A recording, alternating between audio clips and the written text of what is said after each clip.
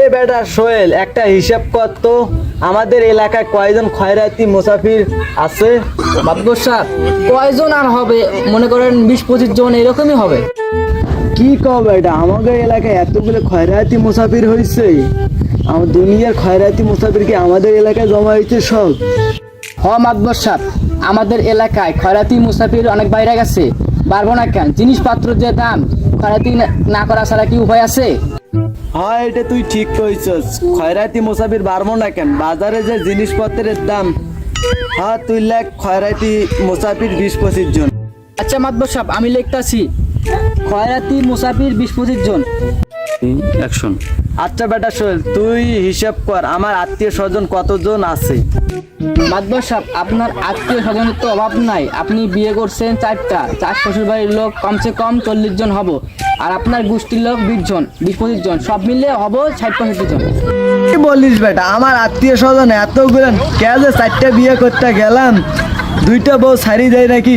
না, আবার আরেকটা ঝামেলা হবো, বউ সারি দিলে বউয়ের বাপে ফিরে আমার নামে মামলা করব। তার লেখ আত্মীয় স্বজন 60-65 জন। আচ্ছা মাতবর সাহেব, লিখতাছি আত্মীয় স্বজন 60-65 জন। আচ্ছা মাতবর সাহেব, আপনার আত্মীয় স্বজন 60-65 জন, খয়রাতি মুসাফির 20-25 জন। এটা লিস্ট করতেছেন কেন? আপনার বাড়িতে কি অনুষ্ঠান আছে? এ বেটা তুই কি বইলা গেছস? সামনে কুরবানি, আমি এলাকার এত বড় সম্মানিত ব্যক্তি, আমার একটা কুরবানি দেওয়া লাগে না? অ্যাকশন। আচ্ছা মাতবর সাহেব, আত্মীয় স্বজন হিসেব করলেন, খয়রাতি মুসাফির হিসেব করলেন, পাড়া প্রতিবেশীকে কি গোস্ত দিবেন না? অ্যাকশন। আচ্ছা লেখটা পাড়া প্রতিবেশী 2 জন। আচ্ছা মাতবর সাহেব, উদয় আপনি দুজনকার নাম বললেন কেন?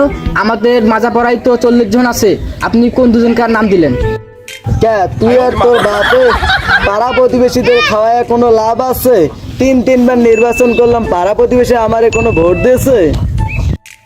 এই জন্য চিন্তা করছি এইবার পাড়া প্রতিবেশীদের খাওয়ামো না। মাতবর সাহেব, আমার একটা কথা, আমি আর আমার বাপেও কি আপনাকে ভোট দেবেন? কি তুই আমারে ভোট দিস নাই? মাতবর সাহেব, আমি জানতাম যে ভোটটা দিতে পারবে না, সেই জন্যই আমি ভোটটা দিই নাই। কারণ উদয় হইতে ভোটটা নষ্ট করে লাভ আছে? ওরে আল্লাহ, তুই মোরে ভোট দিস নাই? এতদিন আমি ভাত খাওয়াই একটা বেইমানটা পালছি, খারাপ তোরে আর তোর বাপের আমি গোস্ত খাওয়াইতেছি।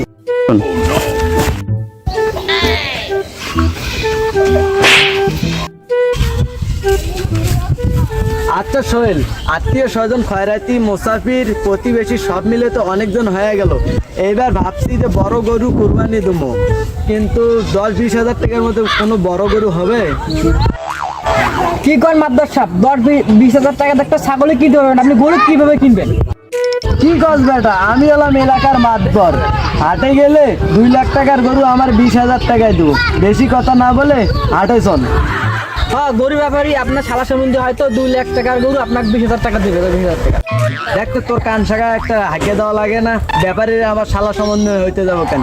আমি এলাকার মাতবর, ব্যাপারীদের কাছে আমার একটা মান সম্মান আছে না? চ হাটে চল, আমার বেশি সময় নাই। কে এই গরুগুলি আগে। আচ্ছা ভাই, আপনি গরু খাওয়ান কি? ভাই মাসে 3 বস্তা করে ফিরবিজি খাওয়াই। এ ভাই, আপনার হাড়গিলারা গরু, এই গরুকে আপনি মাসে 3 বস্তা ভুসি খিলেন, ছিলেন? পেটি গরু খায় না আপনি? আপনার সাহেব, এই গরুটা কিনি। ধরে বেটা, বাজারে আইসে গরু কিনবো, আগে বাজারে দেখে, হাটে বাজারে দেখে দেখি ভালো দেখে লাগবে সেটা। মাতবর সাহেব, দামটা শুনি। ভাই গরুর দাম কত আপনার? 1,20,000। কি কস? দেখছস বেটা, গরমের মতো গরুর দাম 1,20,000 টাকা চাই এই গরু। চ সামনে ওইদিকে চ, গরু দেখি।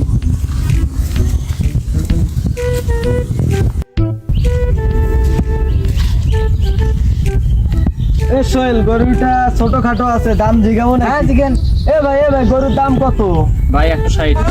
দেখছস বেটা, তুই আমারে বললি 10-20 হাজার টাকায় কোনো গরু নাই, 160 টাকায় গরু। তোর কাছে ভাঙতি টাকা থাকলে 160 টাকাতে গরুটা লই।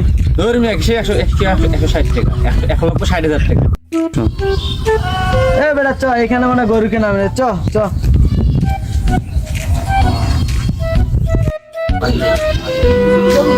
ভাই আপনারা কি গরু কিনবেন? হ্যাঁ ভাই, আমরা গরু কিনবো, কিন্তু 10-20 হাজার টাকার মধ্যে গরু কিনবো। হোক, কোনো সমস্যা না, গরু পাওয়া আমার সাথে আসেন। চলেন।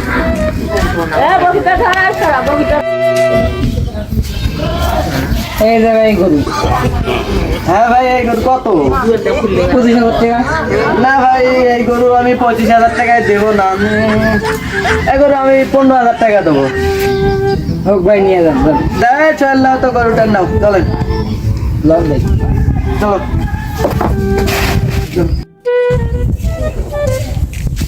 দেখছোস বেটা, দেখছোস মাত্র 15,000 টাকায় গরু কিনলাম, কত বড় একটা। এবার এই গরু দিয়ে কুরবানি দেবো, দেখছোস।